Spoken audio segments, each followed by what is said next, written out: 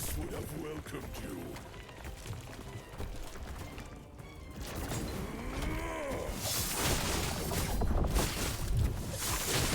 You fight for nothing. The void hungers. Weak and worthless. Not happening.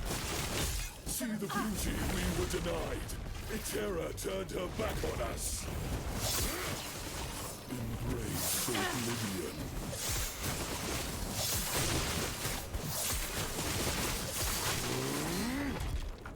The void hungers. The gods tore our world apart. They deserve their fate.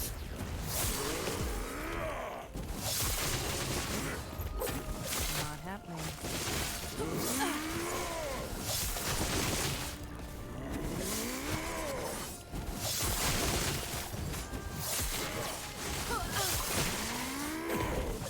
We treated the world no better.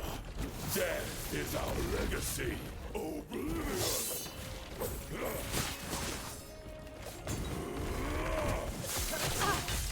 Weak and worthless.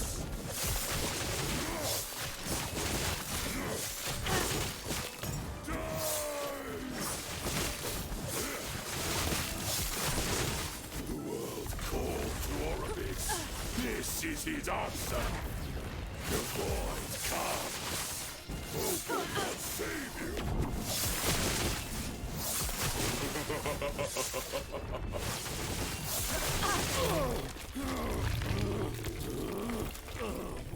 Alright, so I just beat Aberroth yesterday, and I wanted to make this guide.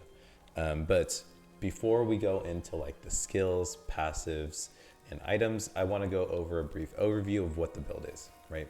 So this is the build.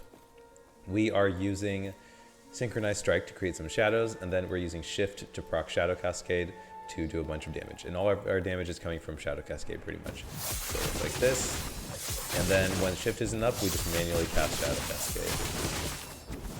And as you can see, my mana is pretty good. I'm almost even. So if I ever take a break to dodge something, I'll just fill back up in mana, and my mana sustain is perfect right now.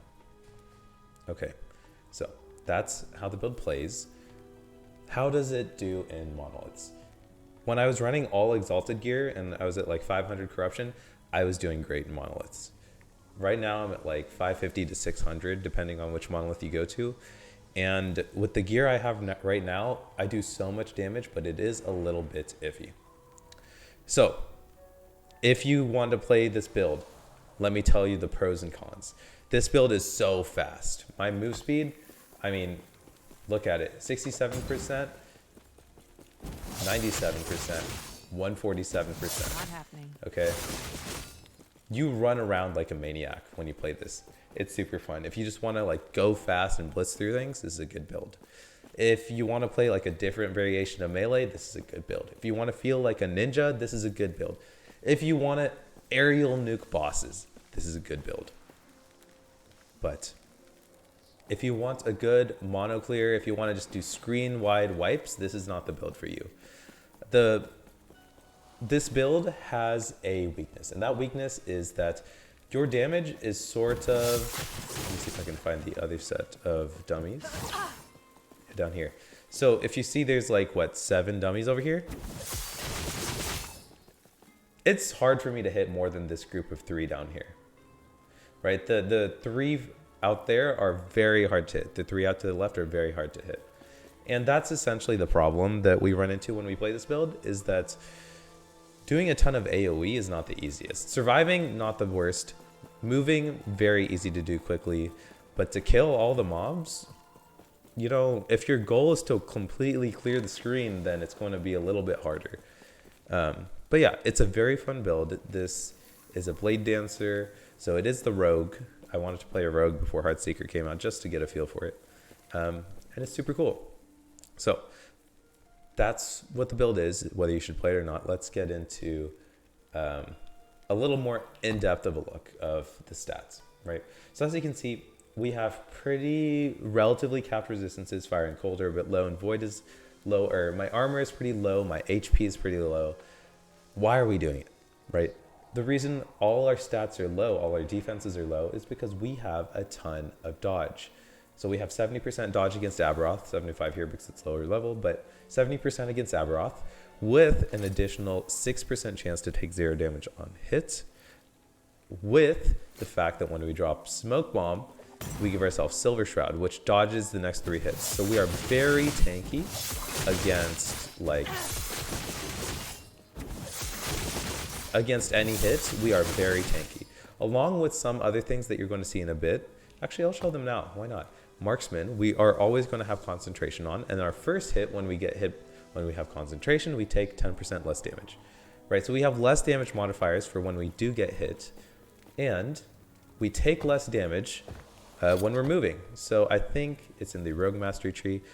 Damage taken while moving minus 20%.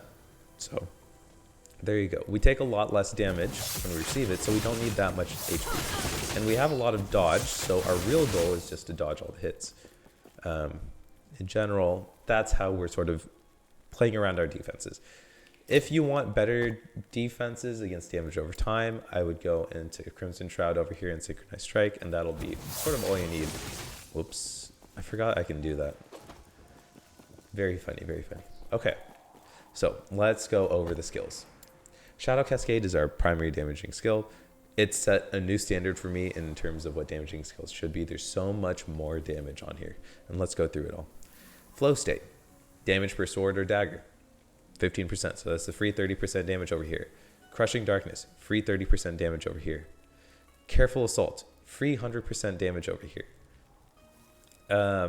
Leverage Momentum, I think I have 108%, so let's say it's 100%. I have 60% bonus, more damage from that.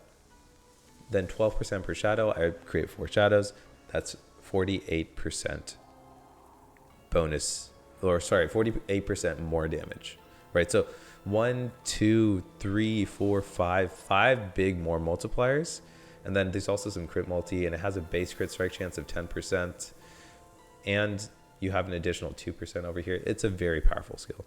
Added damage effectiveness is at 200%. So we want to build a lot of base damage, and then we want to build a little bit of crit. So this auto crits, decent bit of crit strike multi, and that's Shadow Cascade in a nutshell. Then we have Synchronized Strike, which gives us a 200% increased damage from shadows in the next 4 seconds, since we're synchronized striking and immediately casting shift. We pretty much have that going all the time. Dark Allies will give us the extra 2 shadows to turn it from 2 to 4 shadows. So that's all the shadows we need. And then we're taking a bunch of attack speed here from Art of the Blade. Now, if you need defenses against damage over time, if you're going like Higher Corruptions, I think like 650 plus, you're probably going to want to move 3 points from Art of the Blade into Crimson Storm. I obviously have Art of the Blade for more damage, but remember, Crimson Storm is the way. And then you put 1 point into Perfect Coordination for the increased damage. And then lastly, if you zoom in, you can see these like daggers, these black daggers that are sort of, let's see, can you see them? There are these black daggers hovering over the enemies, and that is from this node right here, Umbral Assassination, which inflicts an enemy with Shadow Dagger, which is a physical melee throwing dexterity skill with 340% added damage effectiveness. It's very powerful. This is our only source of it, but whenever it stacks, it's nice. It's just nice damage to have. Otherwise, Shift. This is the ability that brings all of our stuff together. When we shift, we cast Shadow Dagger, or sorry, Shadow Cascade. We also get our mana back. We also get a ton of dodge rating, and we're invulnerable. So a lot of really powerful things going on here. I chose to do more damage for our next ability after your next damage non-channeled skill after shifting. Right? I chose to do it because I think it might work with Shadow Cascade, which is, you know, after using shift, use Shadow Cascade. So I think this pairs well nicely. But you can always go into Hidden Blaze for that Shadow Dagger chance, very good. Or you can get consumed by the shadows for the kill threshold, also very good. So there are options. If you decide to go a Shuriken route, to go like a defensive Shuriken, Sleight of Hand is also very nice. Okay, that's Shift. Umbral Blades. This is our second part to our mana generation. So we have Shift over here to generate mana on use. And then Umbral Blades. Blades are recalled whenever we shift, and for each blade recalled, we generate 2 mana. So we drop Umbral Blades when we use our shadows. So shadow, Umbral Blades, shift, mana, right? Otherwise, we don't really care about Umbral Blades that much. If you go the big blades, you can turn it into a Shadow Dagger machine, and it's a lot of damage. It's pretty nice. But I needed the mana a lot more than I needed the damage. So I decided to go there.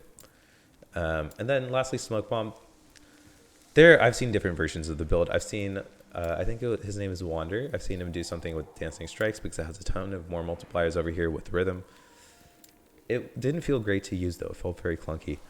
You could also run Shurikens here. Shurikens into the orbit, duration, and then increased armor. But since I'm not planning to get hit, I felt like this wasn't super valuable. Smoke Bomb helps me with that thing of not getting hit. It also gives me Dust Shroud, which gives me a chance of glancing blows on the next hit. Or it gives me guaranteed glancing blows on the next hit. So, and it gives me, this is the key actually, I don't know why I didn't go to this first. It gives me 3 stacks of Silver Shroud, which makes me dodge the next hit and get ward. So a ton of good defensive utility, cleanse, and then a ton of damage, a little bit of leech, and some shred. So it's a very good utility skill. It's one of the best skills in the game, I think. Okay, that's skills.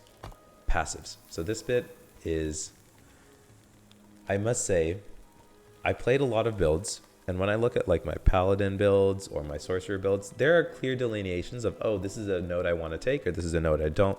There aren't that many that I'm like, oh, I wish I could take this. There's a ton in this that I'm like, oh, I wish I could take this. And I tried taking it, but I ended up not being so good. First and foremost, being steady hand. Dexterity and health just seems good. Didn't have the points to take it because we need Swift Assassin. If you look at our skill, Shadow Cascade, and the node, Leverage and Momentum, it scales with increased melee attack speed. This gives us melee attack speed and physical damage, so very good. We need evasion because we need the increased dodge rating and reduced damage taken while moving. We need Twin Blade to dual wield. We need increased damage while moving. It's all necessary. I'm sad I couldn't take Duelist.